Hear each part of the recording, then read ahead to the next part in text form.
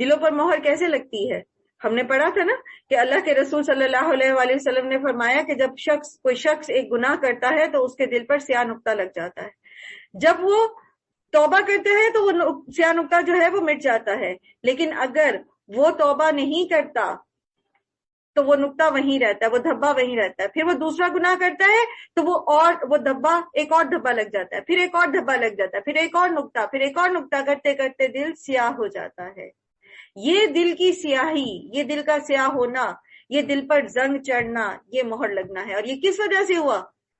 کس وجہ سے ہوا بتائیں؟ ان کے اعمال کی وجہ سے، ان کے برے اعمال کی وجہ سے.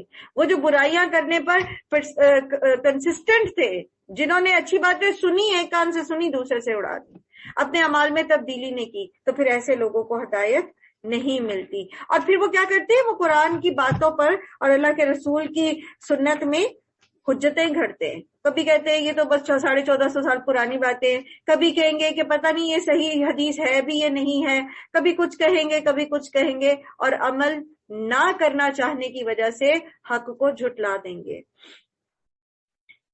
وہ اس امر حق کو قبول کرنے سے لوگوں کو بھی روکتے ہیں اور خود بھی اس سے دور بھاگتے ہیں. وہ سمجھتے ہیں کہ اس حرکت سے وہ آپ کا کچھ بگاڑ رہے ہیں، حالانکہ دراصل وہ خود اپنی ہی تباہی کا سامان کر رہے ہیں، مگر انہیں اس کا شعور نہیں ہے. کاش آپ اس وقت ان کی حالت دیکھ سکتے جب وہ دوزخ کے کنارے پر کھڑے کیے جائیں گے. اس وقت وہ کہیں گے کہ کاش کوئی صورت ایسی ہو کہ ہم دنیا میں پھر واپس جائیں اور اپنے رب کی نشانیوں کو نہ جھٹلائیں اور ایمان لانے والوں میں شامل ہوں. در حقیقت یہ بات وہ محض اس وجہ سے کہیں گے جس حقیقت پر انہوں نے پردہ ڈال رکھا تھا، وہ اس وقت بے نقاب ہو کر ان کے سامنے آ جائے گی. ورنہ اگر انہیں سابقہ زندگی میں واپس لوٹا دیا جائے تو پھر بھی وہ وہی سب کچھ کریں گے جس سے انہیں منع کیا گیا. تو بات دراصل یہ ہے، جس نے بات سمجھنی ہے نا تو اس کے لیے قرآن ہی کافی ہے، اس کے لیے قرآن کی تعلیمات کو پہچان لینا ہی کافی ہے، اس کا قرآن پر شعوری ایمان لانا ہی کافی ہے. اس کے لیے عذاب کا سامنے آ جانا ضروری نہیں ہے، اس کے لیے کسی بڑی آزمائش کا آ جانا ضروری نہیں ہے.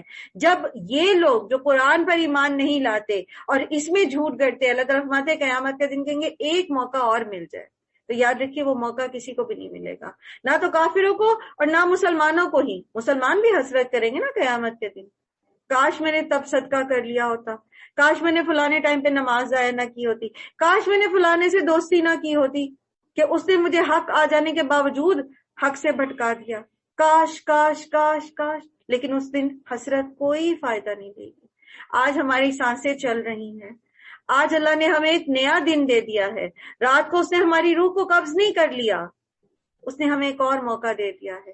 یہ الآن، یہ لمحہ، یہ کام کرنے کا وقت ہے، اس کو ضائع نہ کریں، بعد میں دوبارہ موقع نہیں ملے گا. اور ہمارے لیے قرآن کی آیات ہی کافی ہونی چاہیے موٹیویشن کے لیے، کام کر لینے کے لیے. اور کام کو اگر ہم ٹالتے ہیں، اللہ کے حکم کی پابندی اگر نہیں کرنا چاہتے، تو قرآن کی یہ وعیدیں ہی ہمارے لیے کافی ہو جانی چاہیے اور ہمیں سدھر جانا چاہیے اگر ہم اللہ پر ایمان رکھتے ہیں. اللہ تعالیٰ فرماتے ہیں کہ وہ تو ہے ہی جھوٹے، اس لیے اپنی اس خواہش کے اظہار میں بھی جھوٹ سے ہی کام لیں گے.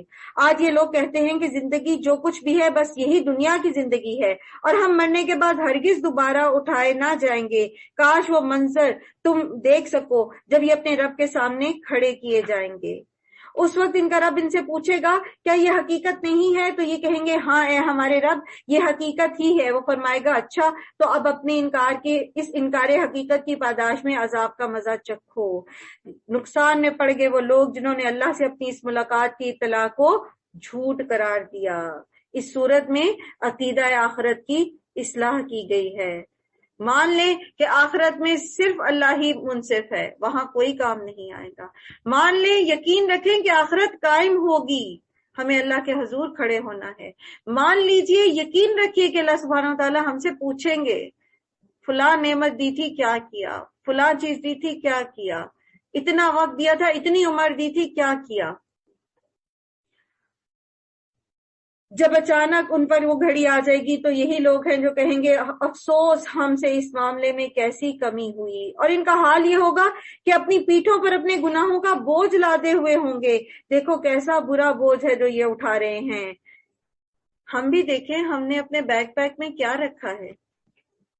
کتنے کام ایسے ہیں, کتنے بوجھ ایسے ہیں جو ہمیں فائدہ دیں گے, اور کتنی گناہوں کی گٹھڑیاں اٹھا رکھی ہیں ہم نے. اور کہیں ایسا تو نہیں کہ نیکیاں کر کر کے اپنا تھیلا بھر تو رہے ہیں لیکن تھیلے میں سوراخ ہے, گناہ کرتے جا رہے ہیں, اور جو نیکی کرتے اپنے ہاتھوں اس کو ضائع کرتے جاتے ہیں.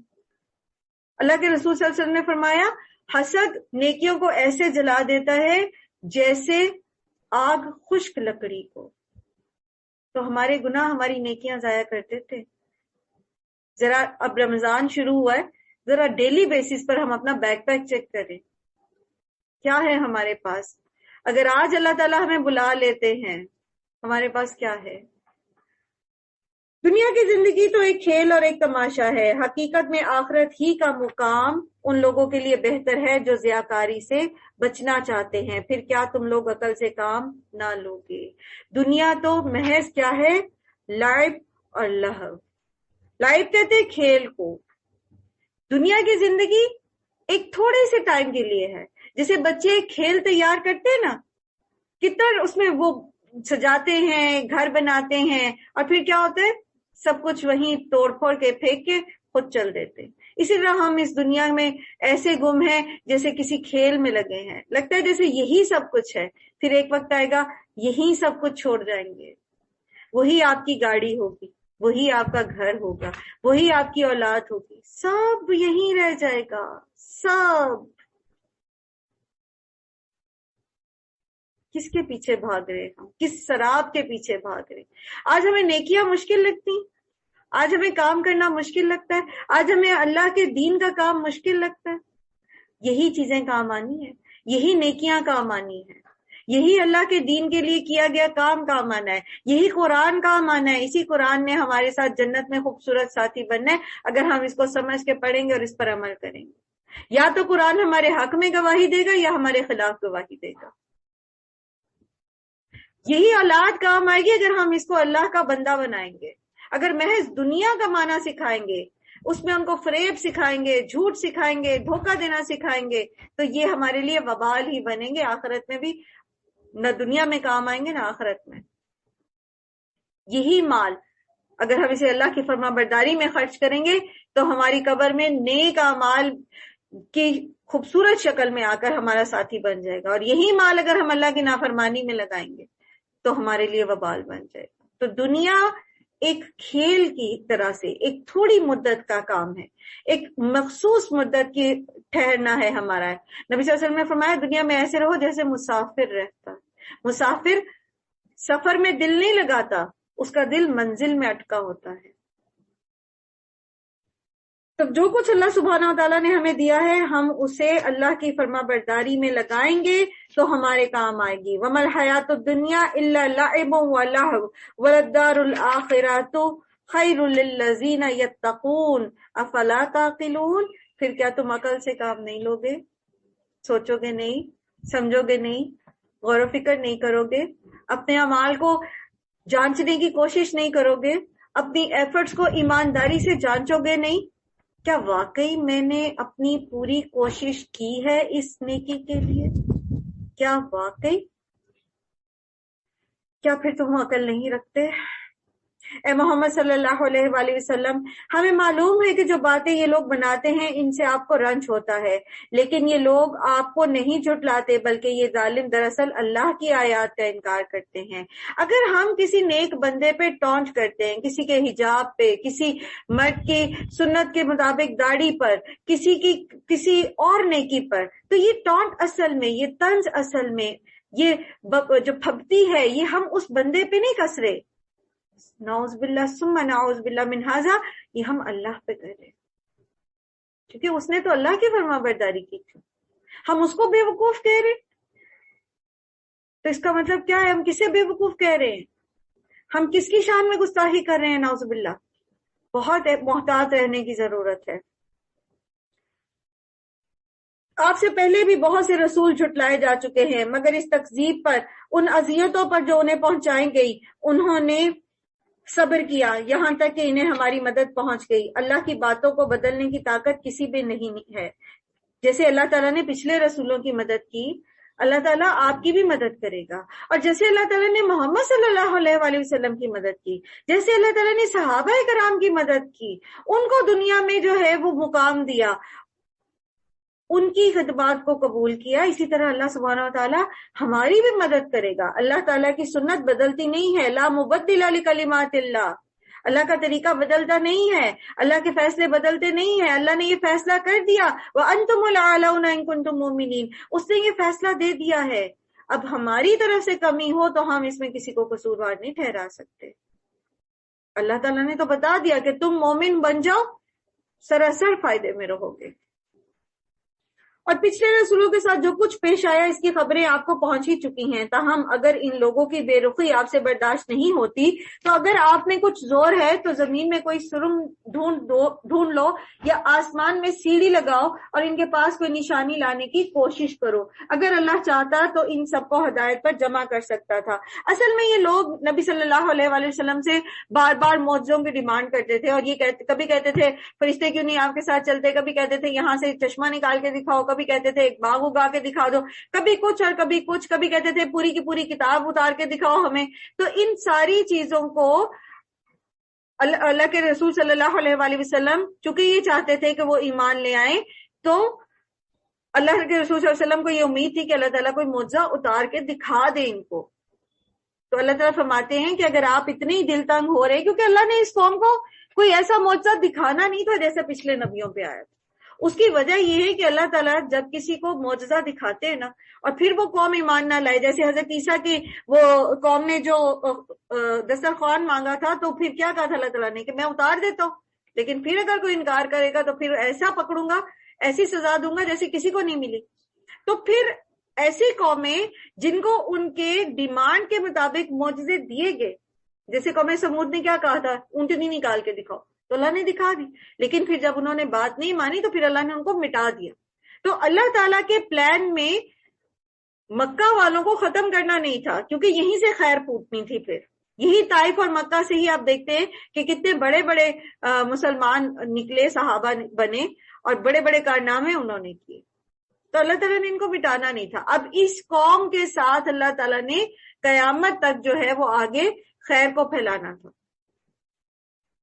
محمد صلی اللہ علیہ وآلہ وسلم کی قوم کو اللہ تعالیٰ نے مٹانا نہیں تھا، اس لیے ان کو معجزے نہیں دیے گئے. تو اللہ سبحانہ تعالیٰ فرماتے ہیں کہ پھر آپ خود کوئی نشانی لے آئے. اگر اللہ چاہتا تو ان سب کو ہدایت پر جمع کر سکتا تھا، لہٰذا آپ ایسی خواہش کر کے نادان مت بنو. دعوت حق پر لبیک وہی لوگ کہتے ہیں جو سننے والے ہیں. رہے مردہ تو انہیں تو اللہ بس قبروں ہی سے اٹھائے گا اور پھر وہ اس کی عدالت میں پیش ہونے کے لیے واپس لائے جائیں گے. یہاں پر اللہ تعالیٰ نے مردہ کس کو کہا ہے؟ سننے والے کو زندہ، اور جو اللہ کی بات سننا نہیں چاہتا اس کو اللہ تعالیٰ مردہ کہہ رہے ہیں، جو حق کو ماننا ہی نہیں چاہتا. سبحان اللہ، زندہ اور مردہ جتنا فرق ہے حق کو سمجھنے والے اور حق کو نہ سمجھنے والوں میں. ہم کن ہواؤں میں، ہم اپنے آپ کو کیا سمجھتے ہیں؟ ہم کیا سمجھتے ہیں؟ یہ لوگ کہتے ہیں کہ اس نبی پر اس کے رب کی طرف سے کوئی نشانی کیوں نہیں اتری؟ کہو اللہ نشانی اتارنے کی پوری قدرت رکھتا ہے، مگر ان میں سے اکثر لوگ نادانی میں مبتلا ہیں. زمین میں چلنے والے کسی جانور اور ہوا میں پروں کے ساتھ اڑنے والے کسی پرندے کو دیکھ لو، یہ سب تمہاری ہی طرح کی انواع ہیں. ہم نے ان کی تقدیر کے نوشتے میں کوئی کسر نہیں چھوڑی ہے، پھر یہ سب اپنے رب کی طرف سمیٹے جاتے ہیں. بات دراصل یہ ہے کہ اگر بندے نے ہدایت قبول کرنی ہو نا تو کائنات میں نشانیاں بکھری پڑی ہیں. جیسے ابراہیم علیہ السلام نے کیا کیا تھا؟ ستارے کو دیکھا اور کہا کہ یہ خدا ہے، لیکن جب ڈوب گیا تو کہا یہ تو خدا نہیں ہو سکتا. چاند کو دیکھا، کہا اچھا یہ بڑا ہے، یہ خدا ہوگا. پھر چاند ڈوب گیا، دن چڑھایا، نہیں یہ بھی خدا نہیں ہو سکتا. سورج، اچھا یہ تو بہت بڑا ہے، یہ خدا ہے، لیکن وہ بھی ڈوب گیا. ڈوبنے والا خدا نہیں ہو سکتا. تو غور و فکر، سوچنا، تو انسان حق کو پا لیتا ہے. یہ جو ڈیمانڈز ہوتی ہیں نا، بڑی بڑی نشانیاں دکھائیں، جی ہمارے سامنے سے اونٹنی پہاڑ میں سے نکال کے دکھا دیں، اب یہ ہمیں پانی پہ چل کے دکھائیں گے تو ہم ان کی بات مانیں گے، یہ ہمیں کوئی کرامت دکھائیں گے تو ہم ان کی بات مانیں گے۔ تو یہ جو ساری ڈیمانڈز ہیں نا، یہ صرف وہی کرتے ہیں جو حق بات کو ماننا نہیں چاہتے۔ یاد رکھیے پہچان تو ابو جہل نے بھی لیا تھا کہ محمد صلی اللہ علیہ وسلم صحیح کہہ رہے، پہچان تو ولید بن مغیرہ نے بھی لیا تھا کہ یہ کوئی کہانت کی باتیں نہیں ہے، یہ کسی مجنون کی باتیں نہیں ہے، یہ کوئی جادوگری نہیں ہے، پہچان تو لیا تھا، لیکن ماننے کی توفیق نہیں ہوئی کیونکہ ماننا چاہتے نہیں تھے۔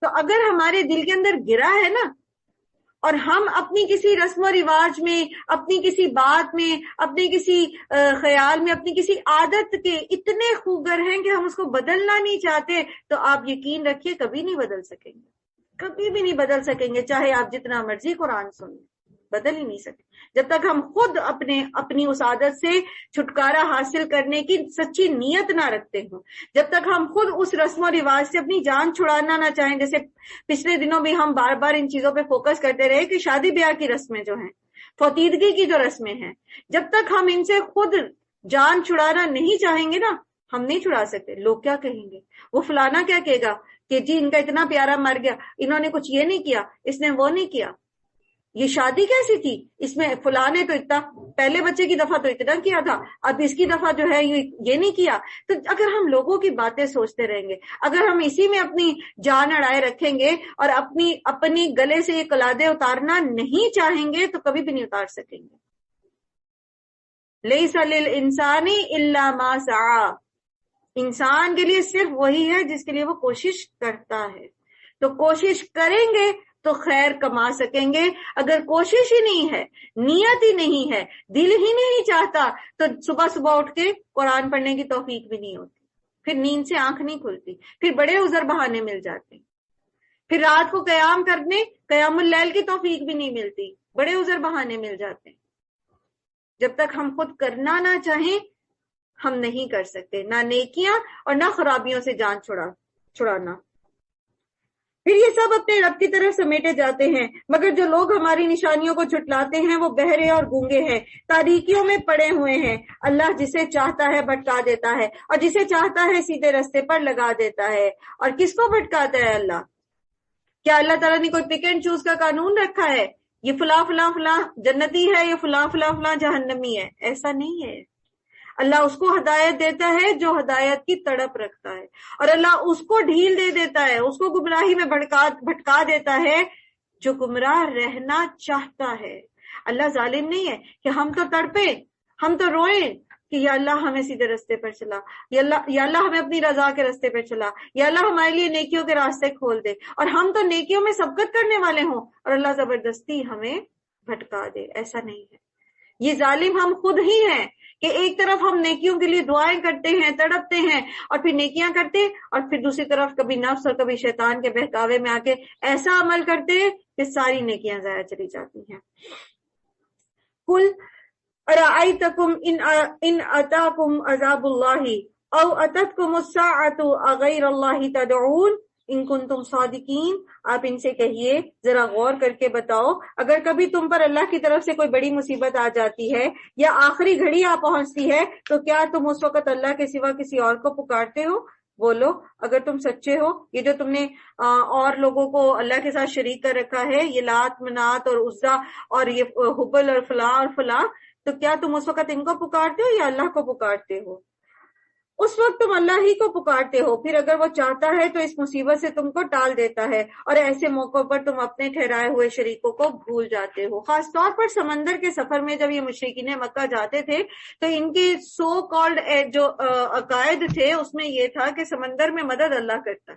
اچھا خشکی پہ ہوتے تھے، چونکہ امن میں ہوتے تھے، اپنے اپنے گھروں میں بیٹھے، تو امن اور سلامتی میں پھر دوسرے شریک یاد آ جاتے تھے، پھر اس کا چڑھاوا چڑھانا ہے، اس بت کے اوپر نذرانہ دینا ہے، اس کے سامنے قربانی دینی ہے، اچھا یہ بیٹا ہوا ہے تو اس کے لیے میں نے فلاں بت کے اوپر جو ہے وہ اس کے لیے فلاں جانور کو مخصوص کرنا ہے۔ تو امن میں ہوتا ہے نا انسان، تو اس کو بڑی ایسی باتیں سوچتی ہیں. لیکن سمندر میں جہاں طوفان میں گھر جائے وہاں تو کوئی نظر نہیں آتا، کوئی بت نظر نہیں آتا، کچھ نہیں. تو ان کا عقیدہ یہ تھا کہ سمندر میں اللہ مدد کرتا ہے. وہ اکرمہ بن ابی جہل کا واقعہ آپ کو یاد ہوگا کہ جب فتح مکہ کے موقع پر اکرمہ جو ہے وہ باقی کچھ لوگوں کے ساتھ انہوں نے نبی صلی اللہ علیہ وسلم سے فرار حاصل کرنے کے لیے کشتی میں بیٹھے اور نکل گئے. کشتی جب سمندر میں گئی تو طوفان آ گیا. تو ملا کہنے لگا کہ اللہ کو خالص کر کے اللہ سے دعا کرو، یہاں سمندر میں تمہیں صرف اللہ ہی نجات دے سکتا ہے. تو اکرمہ کہتے ہیں کہ یہی تو محمد صلی اللہ علیہ وسلم کہتے ہیں کہ اگر سمندر میں اللہ نجات دے گا تو خشکی میں بھی تو اللہ ہی نجات دے سکتا، پھر کوئی اور تو نہیں دے سکتا. تو پھر اس وقت انہوں نے دعا کی کہ اللہ تعالیٰ اگر مجھے اس یہاں سے زندہ سلامت خشکی پہ بھیج دیں گے تو میں پھر محمد صلی اللہ علیہ وسلم کے ہاتھ پر اسلام قبول کر لوں گا. اور پھر انہوں نے ایسا کیا. تو بات دراصل یہ ہے کہ انسان جب مشکل میں ہوتا ہے نا، صحیح مشکل میں ہوتا ہے تو وہ اللہ کو ہی پکارتا ہے. لیکن جب اللہ تعالیٰ اس مصیبت کو دور کر دیتے پھر اس کو اپنے بابے اور باقی چیزیں یاد آ جائیں. اچھا یہ تو فلانے کی دعا سے مجھے ملا، اور یہ تو فلانا یہ میں نے کیا تھا نا، اور فلان جگہ پہ میں گیا تھا نا، تو اس وجہ سے یہ میرا پورا ہوگا. حالانکہ دینے والی ذات اللہ ہی کی ہے، مصیبت سے نکالنے والی ذات اللہ ہی کی ہے.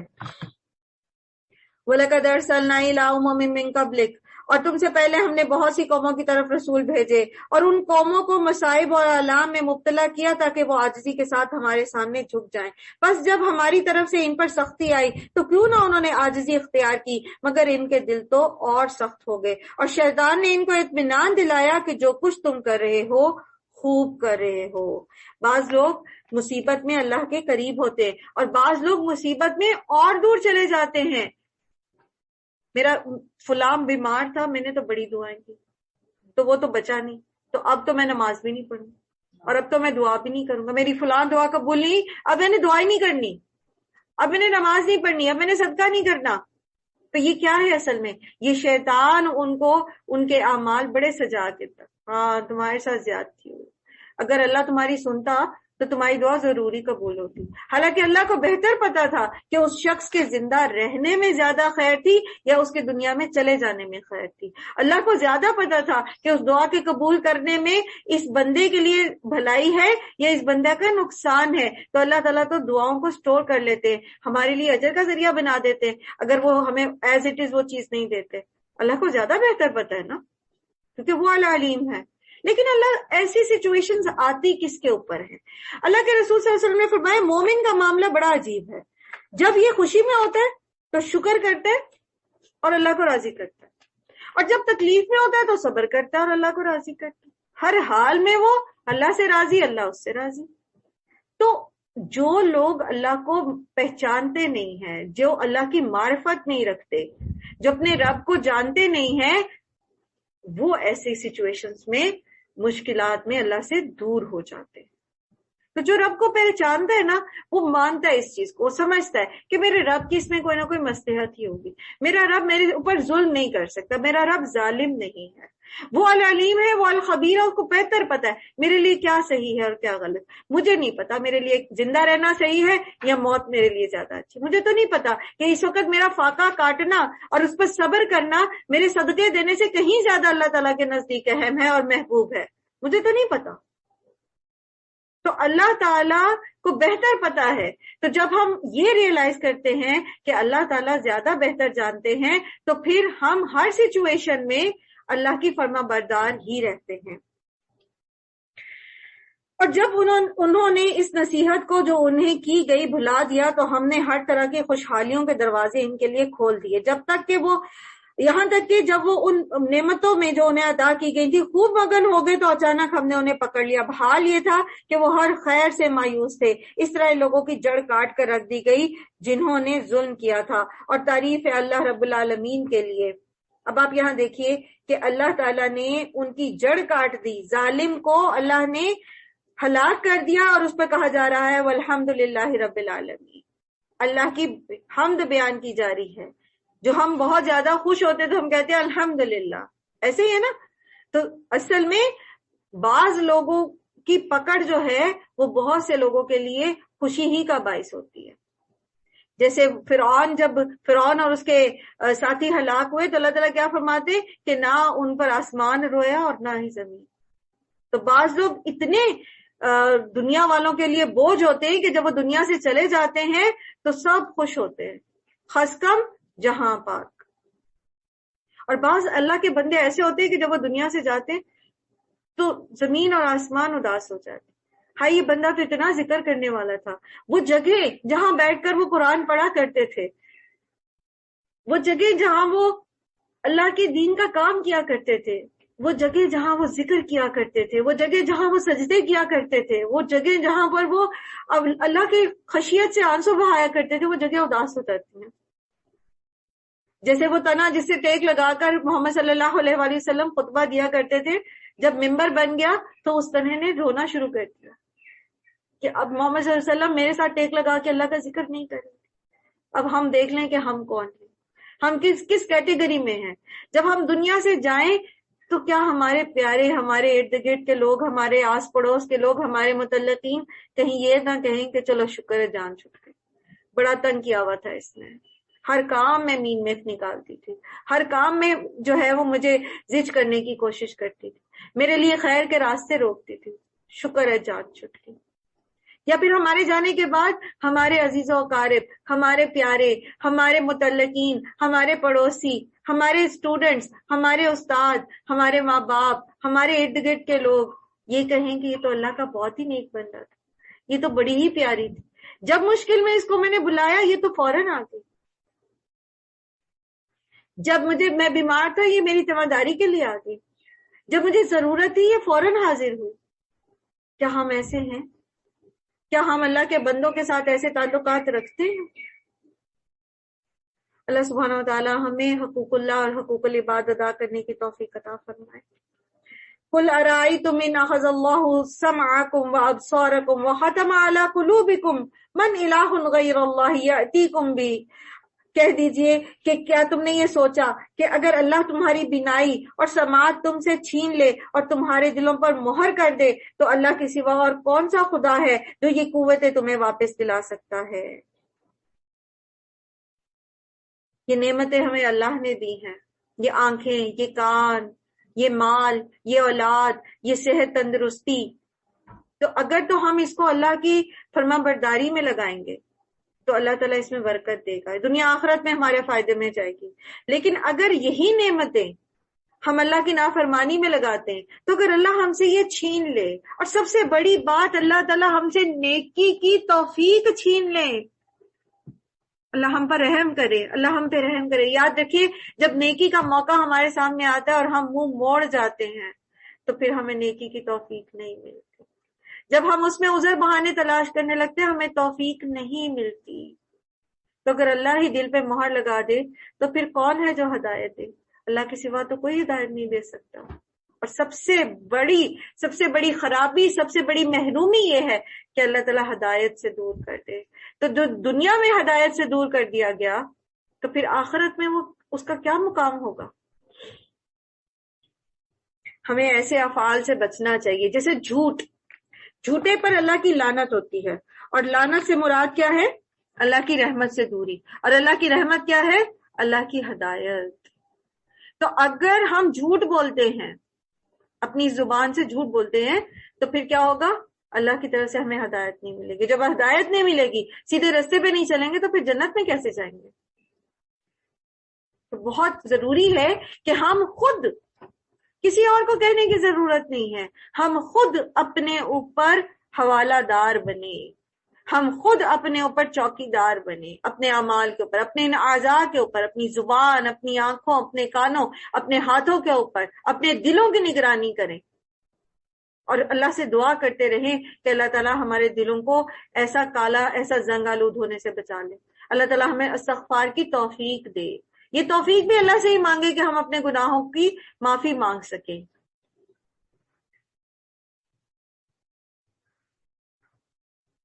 اے محمد صلی اللہ علیہ وآلہ وسلم ان سے کہیے، کبھی تم نے یہ سوچا کہ اگر اللہ تمہاری بینائی اور سماعت تم سے چھین لے اور تمہارے دلوں پر مہر لگا دے تو اللہ کے سوا کون سا خدا ہے جو تمہیں یہ قوتیں واپس دلا سکتا ہے؟ دیکھو کس طرح ہم بار بار اپنی نشانیاں ان کے سامنے پیش کرتے ہیں اور پھر یہ کس طرح ان سے نظر چرا جاتے ہیں. کہو کبھی تم نے سوچا کہ اگر اللہ کی طرف سے اچانک یا اعلانیہ تم پر عذاب آ جائے تو کیا ظالم لوگوں کے سوا کوئی اور بھی ہلاک ہوگا؟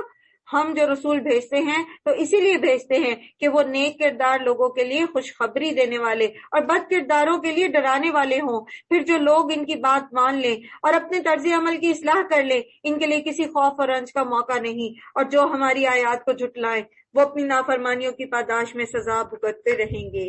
اے محمد صلی اللہ علیہ وآلہ وسلم ان سے کہیے، قُل لا أقول لكم عندي خزائن الله ولا أعلم الغيب ولا أقول لكم إني ملك۔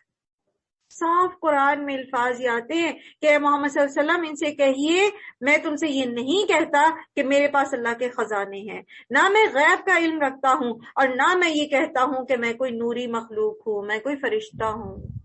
صاف قرآن میں آتا ہے۔ پھر کہاں لوگ بھٹکے جاتے ہیں؟ اپنے عقائد کا تو جائزہ لیں۔ کیا قرآن کے صریح الفاظ میں بھی ہم مانوی تحریف کریں گے؟ میں تو صرف اس وحی کی پیروی کرتا ہوں جو مجھ پر نازل کی جاتی ہے۔ پھر ان سے پوچھو، کیا اندھا اور آنکھوں والا دونوں برابر ہو سکتے ہیں؟ کیا تم غور نہیں کرتے؟ کیا اندھا اور آنکھوں والا دونوں برابر ہو سکتے ہیں؟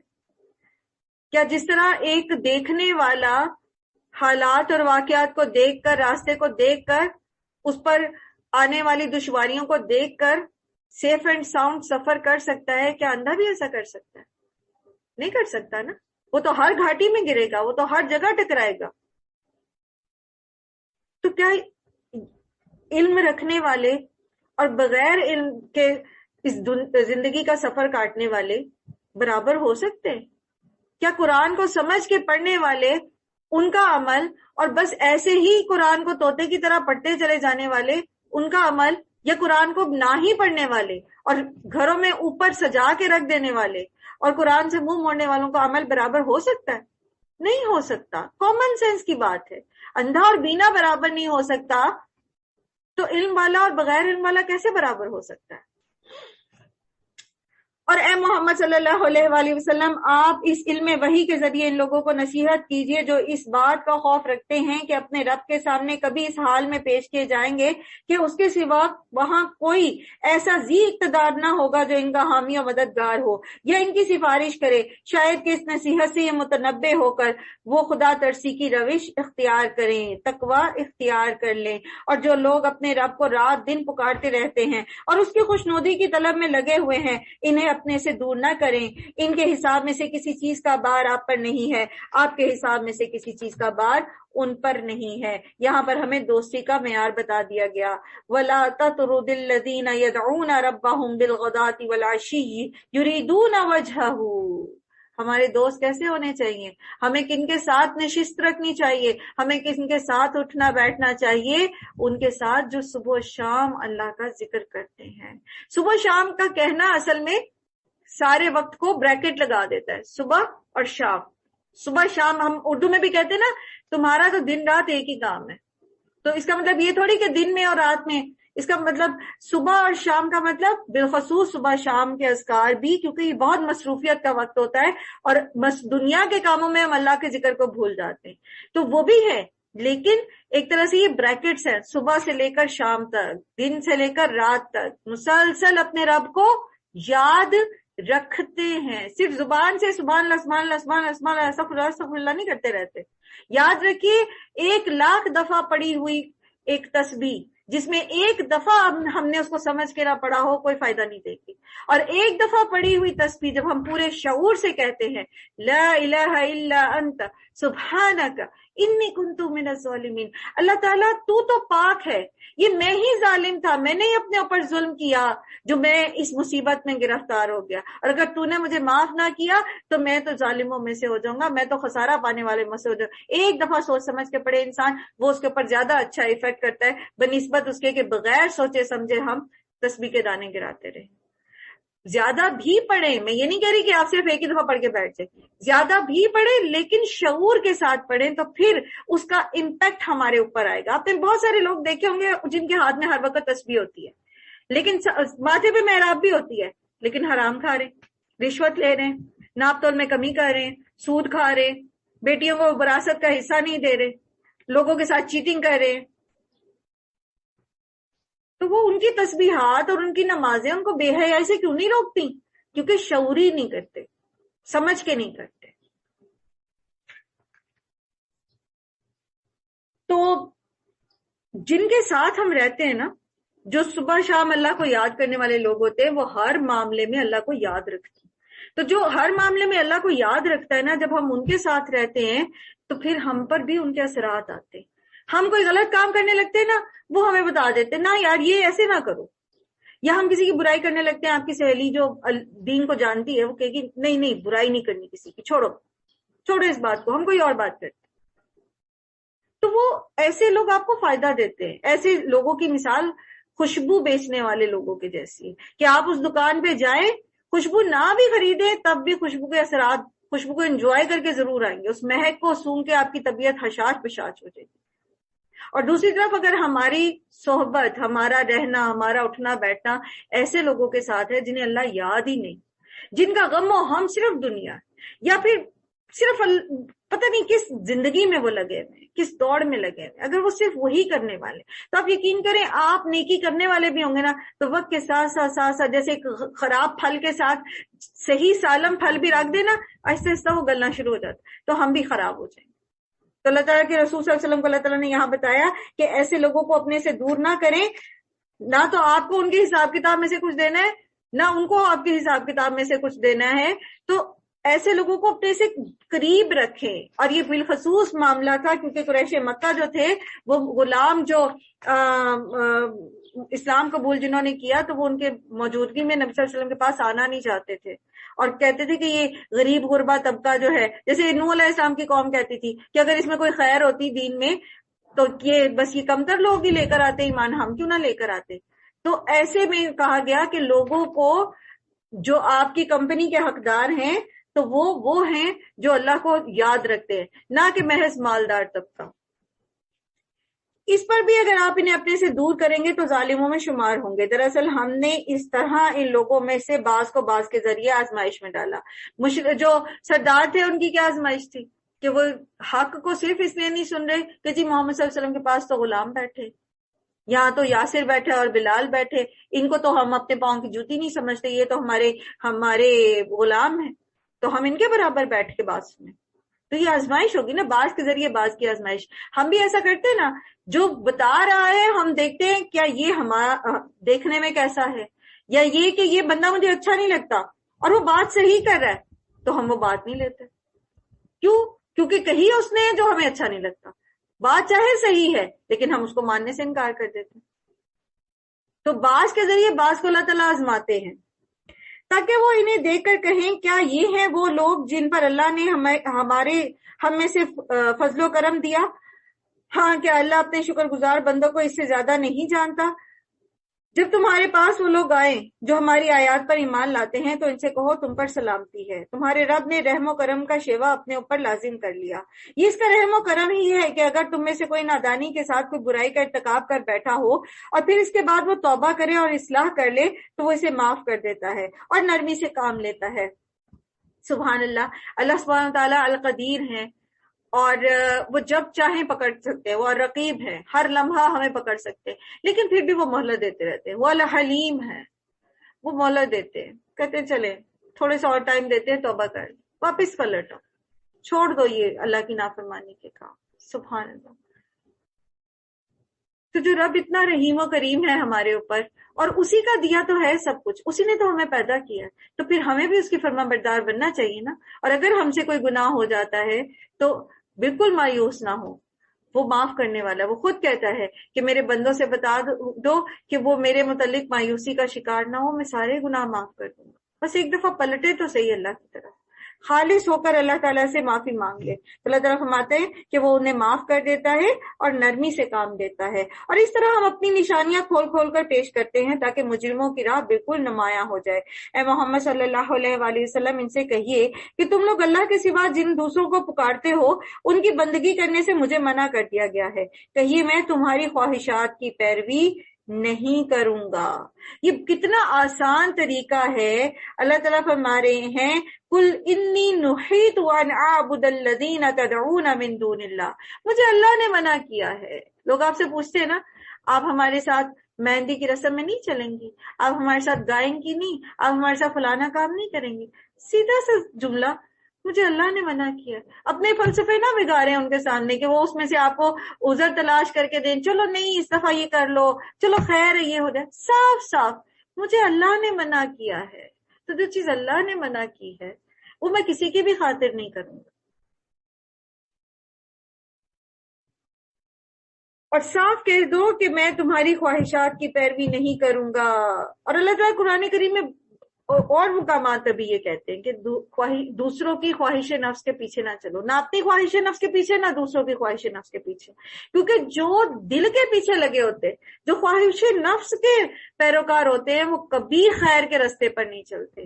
میری مرضی، میرا یہ دل چاہتا ہے، مجھے یہ پسند ہے، اور بس میں یہی کرتا رہوں، اور میں اپنے پیچھے دوسروں کو بھی لگائے رکھوں تو خود بھی ڈوبوں گا، دوسروں کو بھی ڈبوں گا. تو اللہ سبحانہ تعالیٰ فرماتے ہیں خواہش نفس کی پیروی نہیں کرنی، نہ اپنی نہ کسی اور کی. اور صاف کہہ دو کہ میں تمہاری خواہش نفس کے پیچھے نہیں چلتا، اور اگر میں نے ایسا کیا تو گمراہ ہو گیا اور راہ راست پانے والوں میں سے نہ رہا. کہیے میں اپنے رب کی طرف سے ایک روشن دلیل پر ہوں اور تم نے اسے جھٹلا دیا ہے. اب میرے اختیار میں وہ چیز ہے، وہ چیز نہیں ہے جس کے لیے تم جلدی مچا رہے ہو. یعنی یہ عذاب مانگتے تھے نا کہ ہمارے اوپر آسمان گرا دیں اور یہ کر دیں اور وہ کر دیں، تو اس کے لیے اللہ تعالیٰ کہتے ہیں کہ آپ ان سے کہہ دیں کہ میرے اختیار میں نہیں ہے یہ چیز. فیصلے کا سارا اختیار تو اللہ ہی کو ہے، وہی امر حق بیان کرتا ہے اور وہی بہترین فیصلہ کرنے والا ہے. قُل لَوْ أَنَّ عِندِي مَا تَسْتَعْجِلُونَ بِهِ لَقُضِيَ الْأَمْرُ بَيْنِي وَبَيْنَكُمْ وَاللَّهُ أَعْلَمُ بِالظَّالِمِينَ. آپ ان سے کہہ دیجئے کہ وہ چیز میرے اختیار میں ہوتی تو جس کی تم جلدی مچا رہے ہو، میرے اور تمہارے درمیان کبھی کا فیصلہ ہو چکا ہوتا. مگر اللہ زیادہ بہتر جانتا ہے کہ ظالموں کے ساتھ کیا معاملہ کیا جانا چاہیے. اسی کے پاس غیب کی کنجیاں ہیں. وَعِندَهُ مَفَاتِيحُ الْغَيْبِ لَا يَعْلَمُهَا إِلَّا هُوَ. مطلقاً غیب کوئی نہیں جانتا سوائے اللہ کے. اللہ تعالیٰ فرماتے ہیں وَعِندَهُ مَفَاتِيحُ الْغَيْبِ، اس کے پاس غیب کی کنجیاں ہیں. تو جب کسی کے پاس چابیاں ہی نہیں ہیں تو اصل خزانے تک کیسے پہنچے گا؟ چابیاں بھی اللہ کے پاس ہے. اور انبیاء میں سے بھی اللہ سبحانہ تعالیٰ نے غیب نبیوں کو اتنا ہی دیا جتنا اللہ نے دینا چاہا. کامل غیب کا علم صرف اللہ ہی کے پاس ہے. اور جو یہ دعویٰ کرتا ہے کہ اس کو غیب پتہ ہے، وہ جھوٹ بولتا ہے. چاہے وہ کوئی نجومی ہو، کاہن ہو، کوئی بھی ہو. جو یہ دعویٰ کرے کہ میں آپ کو آپ کے کل کے حال کا بتا سکتا ہوں، وہ جھوٹا ہے اور وہ جادوگر ہے.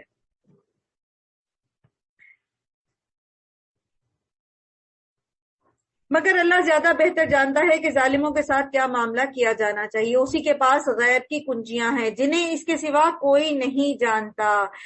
بحر و بر میں جو کچھ ہے سب سے وہی واقف ہے. درخت سے گرنے والا کوئی پتا ایسا نہیں جس کا اسے علم نہ ہو. زمین کے تاریک پردوں میں کوئی دانہ ایسا نہیں جس سے وہ باخبر نہ ہو. خشک و تر سب کچھ ایک کھلی کتاب میں لکھا ہے. وہی ہے جو رات کو تمہاری روحیں قبض کرتا ہے اور دن کو جو کچھ تم کرتے ہو اسے جانتا ہے. پھر دوسرے روز وہ تمہیں اسی کاروبار کے عالم میں واپس بھیج دیتا ہے تاکہ زندگی کی مقرر مدت پوری ہو. آخرکار اسی کی طرف تمہاری واپسی ہے. پھر وہ تمہیں بتا دے گا کہ تم کیا کرتے ہو. یہ اللہ کے علم کی وسعت ہے. اس کی نظر سے ذرہ برابر بھی کوئی چیز پوشیدہ نہیں ہے. تو کیا پھر وہ ہمارے دکھوں کو ہی نہیں جانے گا؟ کیا پھر وہ ہماری ضرورت سے بے خبر ہے؟ نہیں، وہ بے خبر نہیں ہے. وہ یہ چاہتا ہے کہ ہم اس کے لیے اپنے آپ کو خالص کر لیں. اور وہ یہ جانتا ہے کہ ہمارے لیے کیا بہتر ہے، ہمیں کیا ملنا چاہیے، کس وقت ملنا چاہیے. سبحان اللہ. یہ اللہ کی معرفت ہی ہے جو بندے کو دکھ اور تکلیف میں بھی مطمئن رکھتی ہے. اس کا دل حالت سکینت میں رہتا ہے اور وہ اپنے رب سے شکوے نہیں کرتا اور شکایتیں نہیں کرتا اور وہ رب سے مایوس نہیں ہوتا اور وہ حیات طیبہ انجوائے کرتا ہے. سبحان اللہ. اپنے بندوں پر وہ پوری قدرت رکھتا ہے اور تم پر نگرانی کرنے والے مقرر کر کے بھیجتا ہے، یعنی کرامن کاتبین. یہاں تک کہ جب تم میں سے کسی کی موت کا وقت آ جاتا ہے تو اس کے بھیجے ہوئے فرشتے اس کی جان نکال لیتے ہیں اور اپنا فرض انجام دینے میں ذرا بھی کوتاہی نہیں کرتے. پھر سب کے سب اللہ اپنے حقیقی مالک کی طرف واپس لائے جاتے ہیں۔ خبردار ہو جاؤ، فیصلے کے سارے اختیارات صرف اللہ ہی کو حاصل ہیں اور وہ حساب لینے میں بہت تیز ہے۔ جب کسی کی جان کنی کا وقت آتا ہے تو ملک الموت فرشتوں کے پوری ٹیم کے ساتھ آ جاتے ہیں۔ تو اگر کوئی نیک ہوتا ہے تو یہ فرشتے بہت خوبصورت ہوتے ہیں اور اپنے ساتھ جنت کا لباس لے کر آتے ہیں اور جنت کی حنوط خوشبو لے کر آتے ہیں، اور ملک الموت نیک بندے کے پاس آ کے اس کو خوشخبری سناتے ہیں، اسے کہتے ہیں چلو تم اپنے رب کی رضامندی اور اس کی رحمت کی طرف۔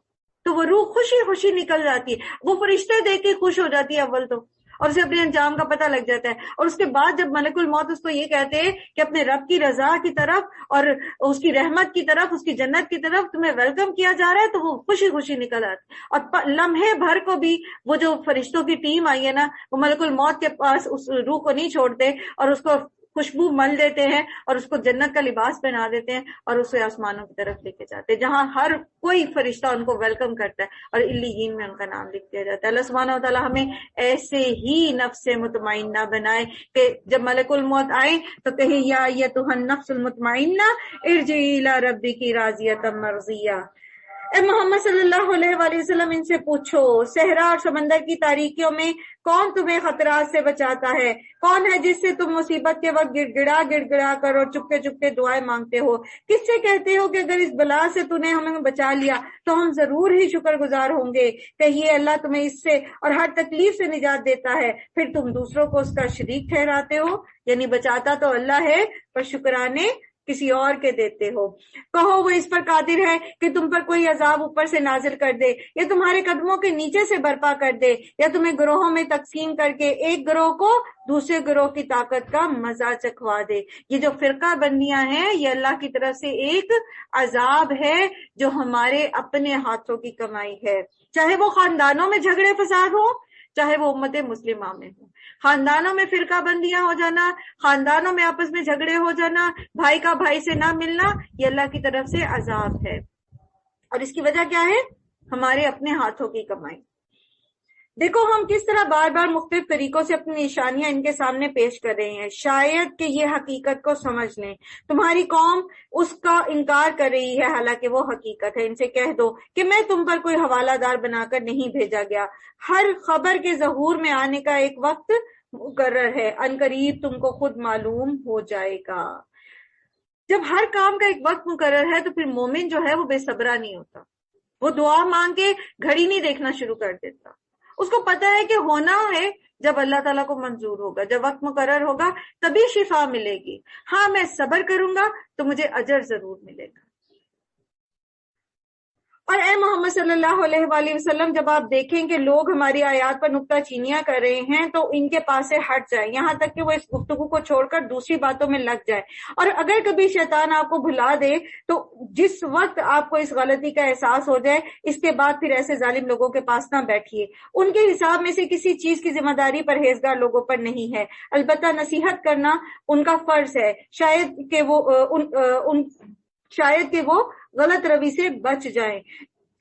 چھوڑو ان لوگوں کو جنہوں نے اپنے دین کو کھیل اور تماشا بنا رکھا ہے اور جنہیں دنیا کی زندگی فریب میں مبتلا کیے ہوئے ہے۔ دین کو کھیل اور تماشا بنانے کا مطلب کیا ہے؟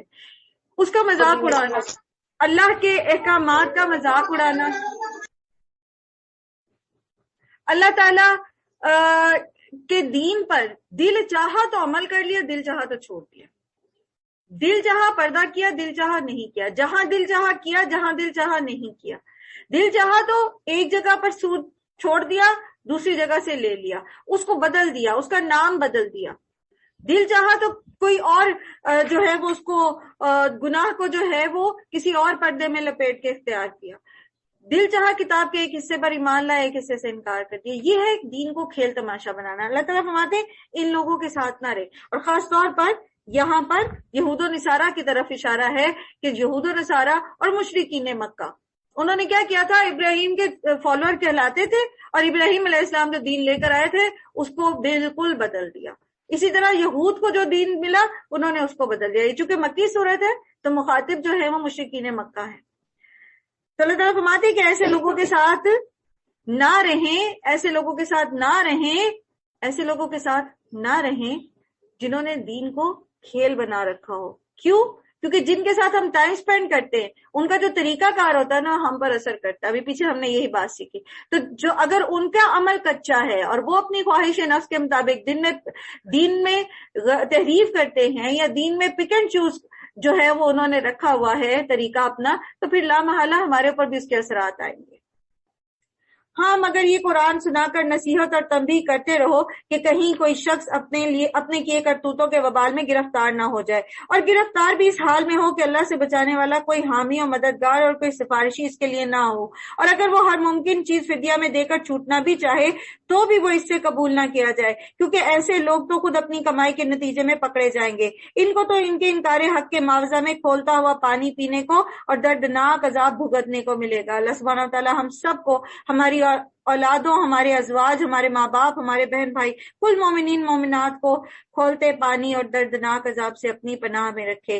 بات دراصل یہ ہے کہ ایسے لوگوں کے ساتھ رہنا نہیں، لیکن انہیں قرآن کے ذریعے نصیحت ضرور کرنی ہے۔ اے محمد صلی اللہ علیہ وآلہ وسلم، ان سے پوچھئے کیا ہم اللہ کو چھوڑ کر ان کو پکاریں جو نہ ہمیں کوئی نفع دے سکتے ہیں اور نہ نقصان، اور جبکہ اللہ ہمیں سیدھا راستہ دکھا چکا ہے، تو کیا اب ہم الٹے پاؤں پھر جائیں؟ دین پتہ بھی لگ گیا تو محض لوگوں کی خواہشات پوری کرنے کے لیے، لوگوں کو راضی کرنے کے لیے دین کا راستہ چھوڑ دیں؟ کیا ہم اپنا حال اس شخص کا سا کر لیں جسے شیطانوں نے صحرا میں بھٹکا دیا ہو اور وہ حیران اور سرگردہ پھر رہا ہو، حالانکہ اس کے ساتھی اسے پکار رہے ہوں کہ ادھر آؤ، یہ سیدھی راہ موجود ہے۔ تو سیدھی راہ موجود ہوتے ہوئے بھی لوگوں کے پیچھے لگ کے راہ گم نہ کریں۔ کہیے حقیقت میں صحیح رہنمائی تو صرف اللہ ہی کی رہنمائی ہے، اور اسی کی طرف ہمیں یہ حکم ملا ہے کہ ہم مالک کائنات کے آگے سر تسلیم خم کر دیں، نماز قائم کریں اور اس کی نافرمانی سے بچیں۔ اسی کی طرف تم سب کو لوٹ کے جانا ہے۔ وہی ہے جس نے آسمان اور زمین کو برحق پیدا کیا ہے، اور جس دن وہ کہے گا کہ حشر ہو جائے اسی دن وہ برپا ہو جائے گا، اور اس کا ارشاد عین حق ہے۔ جس روز سور پھونکا جائے گا اس روز بادشاہی صرف اسی کی ہوگی۔ وہ غیب اور شہادت ہر چیز کا جاننے والا اور دانا اور باخبر ہے۔ ابراہیم کا واقعہ یاد کرو علیہ السلام۔ یہاں سے ابراہیم علیہ السلام کا ذکر آیا ہے، جو جن کو فالو کرنے کا ان کا دعویٰ تھا مشرکین مکہ کا، اور مسلمانوں سے بھی یہ کہا گیا کہ ابراہیم جیسے حنیف اور مسلم تھے تم بھی ویسے حنیف اور مسلم بنو۔ ابراہیم کا واقعہ یاد کرو جبکہ اس نے اپنے باپ آزر سے کہا تھا کیا تم بتوں کو خدا مانتے ہو؟ میں تو تمہیں اور تمہاری قوم کو کھلی گمراہی میں پاتا ہوں۔ ابراہیم کو ہم نے اسی طرح زمین اور آسمان کا نظام میں سلطنت دکھایا، اور اس لیے دکھاتے تھے کیونکہ تاکہ وہ یقین کرنے والوں میں شامل ہو جائے۔ چنانچہ جب رات اس پر تاری ہوئی تو اس نے ایک تارا دیکھا، کہا یہ میرا رب ہے، مگر جب وہ ڈوب گیا تو بولا ڈوب جانے والوں کا تو میں گرویدہ نہیں۔ پھر جب چمکتا چاند نظر آیا تو کہا یہ میرا رب ہے، مگر جب وہ ڈوب گیا تو کہا اگر میرے رب نے میری رہنمائی نہ کی ہوتی تو میں بھی گمراہ لوگوں میں شامل ہو گیا ہوتا۔ پھر جب سورج کو روشن دیکھا تو کہا یہ ہے میرا رب، یہ سب سے بڑا ہے، مگر جب وہ بھی ڈوبا تو ابراہیم پکار اٹھے اے برادران قوم، میں ان سب سے بیزار ہوں جنہیں تم خدا کا شریک ٹھہراتے ہو۔ کیونکہ ان کی قوم سورج پرست تھی نا۔ میں نے تو یکسو ہو کر اپنا رخ اس ہستی کی طرف کر لیا جس نے زمین اور آسمانوں کو پیدا کیا ہے، اور میں ہرگز شرک کرنے والوں میں نہیں ہوں۔ اس کی قوم اس سے جھگڑنے لگی تو اس نے قوم سے کہا کیا تم لوگ اللہ کے معاملے میں مجھ سے جھگڑتے ہو، حالانکہ اس نے مجھے راہ راست دکھائی ہے اور میں تمہارے ٹھہرائے ہوئے شریکوں سے نہیں ڈرتا۔ ہاں اگر میرا رب کچھ چاہے تو وہ ضرور ہو سکتا ہے، میرے رب کا علم ہر چیز پر چھایا ہوا ہے، پھر کیا تم ہوش میں نہ آؤ گے؟ اور آخر میں تمہارے ٹھہرائے ہوئے شریکوں سے کیسے ڈروں جبکہ تم اللہ کے ساتھ ان چیزوں کو خدائی میں شریک بناتے ہوئے نہیں ڈرتے جن کے لیے اس نے تم پر کوئی سند نازل نہیں کی ہے۔ ہم دونوں فریقوں میں سے کون زیادہ بے خوفی اور اطمینان کا مستحق ہے؟ بتاؤ اگر تم کچھ علم رکھتے ہو۔ حقیقت میں تو امن انہی کے لیے ہے، اور راہ راست پر وہی ہیں جو ایمان لائیں اور جنہوں نے اپنے ایمان کو ظلم یعنی شرک سے اور آلودہ نہیں کیا۔ یہ تھی ہماری وہ حجت جو ہم نے ابراہیم کو اس کی قوم کے مقابلے میں عطا کی۔ ہم جسے چاہتے ہیں بلند مرتبہ عطا کرتے ہیں۔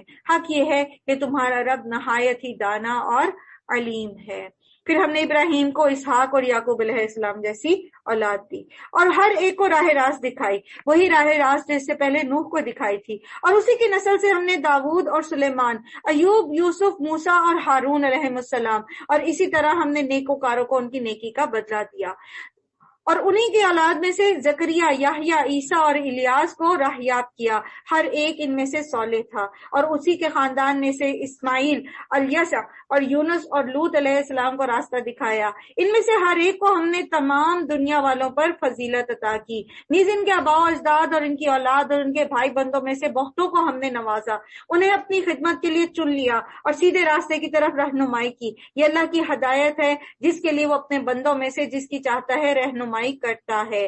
تو اگر ابراہیم علیہ السلام نے ماں باپ چھوڑے، اپنا گھر چھوڑا، اپنا علاقہ چھوڑا، تو پھر دیکھیے کہ اللہ تعالیٰ نے ابراہیم علیہ السلام کی ان ایفرٹس کو کیسے آنر کیا کہ ان کی نسلوں میں نبوت کا سلسلہ جاری کر دیا، اور پھر آخری نبی محمد صلی اللہ علیہ وآلہ وسلم کو ان کی نسل میں بنو اسماعیل میں پیدا کیا، اور پھر محمد صلی اللہ علیہ وآلہ وسلم کی امت میں تا قیامت ابراہیم علیہ السلام کا نام اور ان کا ذکر بلند کیا قرآن میں بھی، اور اسی طرح آپ نماز میں درود ابراہیمی پڑھتے ہیں۔ یہاں 18 انبیاء کا ذکر کرنے کے بعد اللہ تعالیٰ فرماتے ہیں کہ اگر کہیں ان لوگوں نے شرک کیا ہوتا تو ان کا سب کیا کرایا غارت ہو جاتا، یعنی شرک جو ہے ایک ایسا گناہ ہے جو انسان کی تمام نیکیوں کو غارت کر دیتا ہے۔ جو شخص شرک پہ مرا بغیر توبہ کیے تو قیامت کے دن اس کے سارے اعمال ضائع کر دیے جائیں گے۔ شرک کیا ہے اس کا علم حاصل کرنا ضروری ہے، کیونکہ شرک جو ہے سیاہ راہ میں سیاہ چونٹی کی طرح داخل ہو جاتا ہے۔ تو پھر ہم علم حاصل کیے بغیر کیسے بچ سکتے ہیں شرک سے؟